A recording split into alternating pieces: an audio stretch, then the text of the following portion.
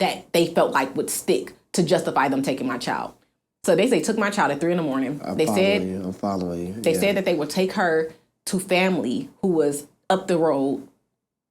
Even I don't care who she goes to, that know, you know what I mean? Mm-hmm. But again, being compliant and basically doing, because I knew that I didn't do anything, so I always felt like the law was going to work out the way it was supposed to. I did not understand how corrupt it was at that moment. I don't want to give my only child to you person, you know, to take her to God knows where. I don't care who she, you know.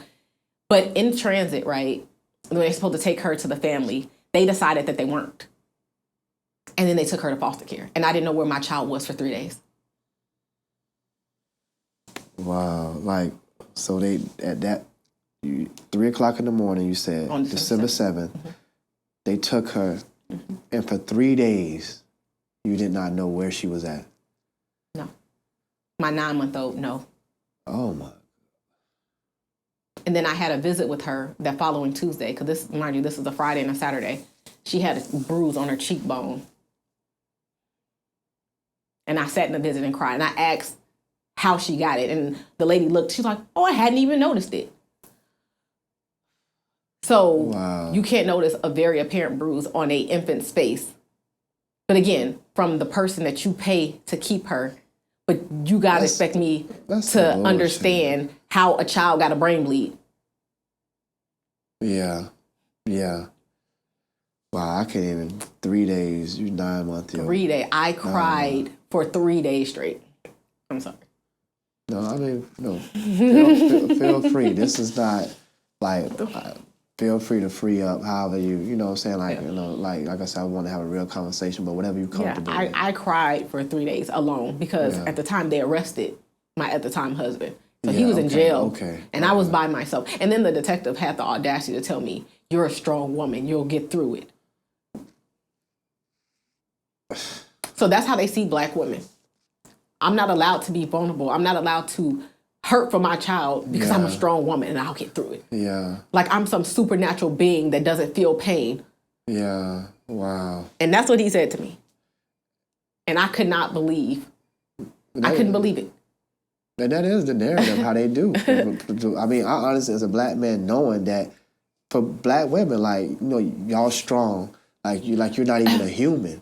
Right. It's like, you know, and just conversation of me having with different women and being enlightened how, like, it's this, like, unrealistic, almost like standard. You know what I'm saying? But at the same time, in real life, it's like a putting down. So it's like, which one? It is, like, because it's a height that you could never reach. Yeah. You know, it's like, to you, I'm superhuman, but I can never achieve that in reality. You know, and so now I can't be vulnerable anymore. Yeah. I can't, and then it was even to the point, if I reacted, I was angry, I was aggressive. Yeah. You just stole my baby from me. Yeah, and I'm supposed to be calm. I'm supposed to be okay. Yeah. I'm supposed to be smiling. Like, how? Yeah. They took the very air I breathed from me. Yeah. It felt like somebody punched me in my chest, and I could not catch my breath. Yeah. And even now, I still feel like I'm drowning. Now that they got her in custody, and now we're going to just go through what you've been dealing with. Right. So they get her into custody. They file an expedited petition to terminate my rights to my child. There was never a hearing for the other child. My child, that hearing was tied into my child's hearing, which is not right, because what's supposed to happen is that they're supposed to have a hearing about that child, determine if abuse occurred, and then determine what happens with any other child involved. That's not, they didn't do that. They tacked that little girl's entire case and just put my daughter's name on top of it. Oh, so, okay. Of course they're going to, if people, your daughter's name is just attached to it. Yeah. But they're like, this what really is. And she was taken away because of this. But you're supposed to establish that before ever putting my daughter's name on anything. Yeah. So they do everything wrong. So expedited. So expedited means it was supposed to happen within 6 months. COVID happened, so it got pushed back. But ultimately, they always knew what they were going to rule. What they did, as far as giving me a trial, I say that loosely, was basically to say that they did not violate my due process rights. That's the only reason why they had it. Yeah. They already knew what decision they were going to make. They already knew, Everything they did was based on hearsay, because like I stated, there were no medical experts. So how do you come to the conclusion of a medical diagnosis without having medical experts?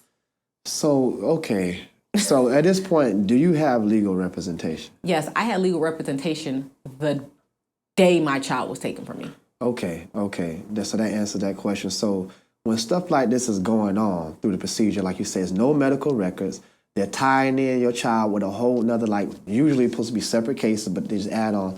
What is your legal representation that you've hired doing to combat this, if anything? Like what's going on? He's basically saying, because my whole thing was, I asked specifically, and I remember this, I said, why can't she come back to me I said, if they think my ex did something, why can't she come back to me while this process go through? He said, because they already put in an expedited petition to terminate your rights. I said, but what does that have to do with anything? Like, you still have to prove that you can't not give me my child off of an allegation that doesn't have anything to do with me. Because by this time, so this is what happened.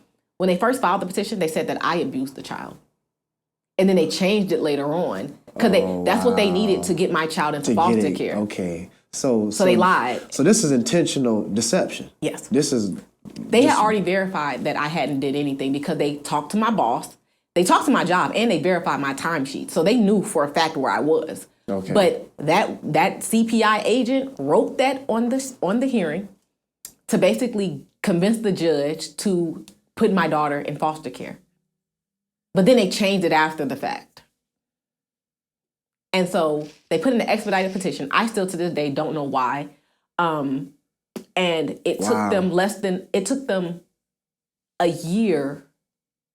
Took them a year to the day that they filed the expedited petition. So they filed the expedited petition December 21st of 2019. Okay. So that was literally only, if you think about it, that was like less than 2 weeks that the case was in. Yeah. Crazy, right? Yeah. December 7th, you said. So, okay. So that's crazy, right? And then the judge made her ruling December 21st of 2020. Wow. To terminate my rights to my child. And at this point, my ex still has a pending criminal trial to establish what may or may not have happened to the other child. So they moved forward with all of this because they said we have to consider the permanency of the child.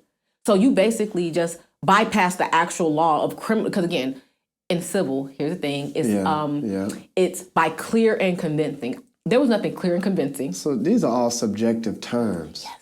And this is how you leave wiggle room to carry out what you're describing. Because in your case, when me hearing you, like, at this point, that's why I wanted to get in to see exactly what happened. I don't see anything, like, on your end that you've done. But how it's put on paper in the case is pointing to you. I facilitated abuse that they still haven't been able to establish. And even then, pending, again, criminal is beyond a reasonable doubt. So that means nothing on earth could have contributed to this, right? They were moving really, really quickly to get my rights terminated and get my child put up for adoption. And I kept asking myself, why? Like, I thought the point of DCF was to preserve families. Like, why are they moving so quickly without any evidence? Like, what is happening? And again, I'm telling you, it felt like the Twilight Zone. It felt like I was literally in a bad movie that kept like looping